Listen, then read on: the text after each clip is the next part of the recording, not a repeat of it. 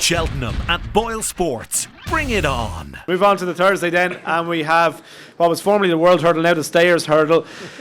Robbie, you know what I mean. Harry, has done nothing wrong, really, in the last 7 or 8 races, unbeaten. And since Harry Fry took over, it just seems to be an incredible horse.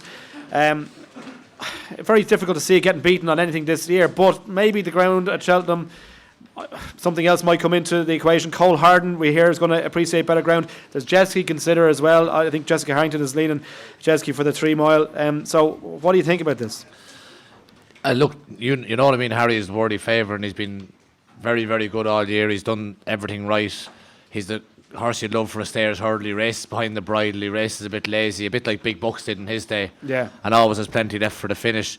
But I wouldn't rule out Jeske. Jeske definitely runs here. He seems in good out of form at home. I know Jesse and Eamon are very happy with him.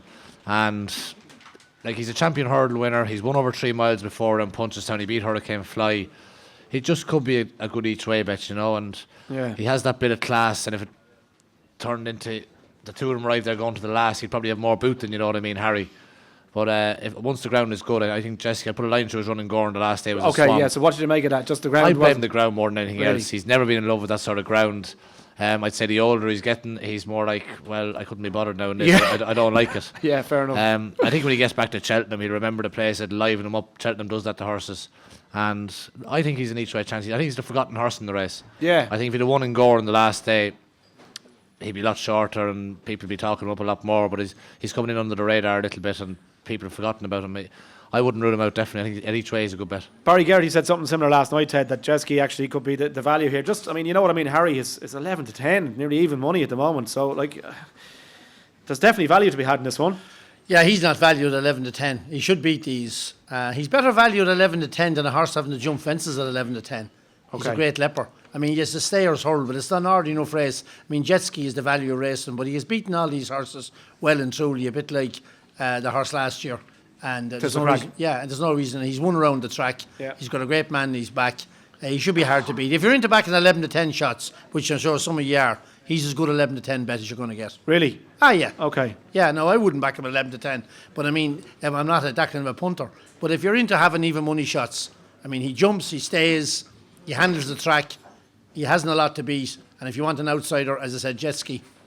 And look, Barry was majorly disappointed, Joseph, that he wasn't going to ride him. But that's interesting from Ted, that if you fancy even money bets, this is as good as one you're going to get. Yeah, he's done nothing wrong. He seems to be getting better all the time. Harry Fry's done a great job with him, and there's absolutely no doubt that he's the horse to beat. I do agree with Robbie. I think Jeske has a great chance.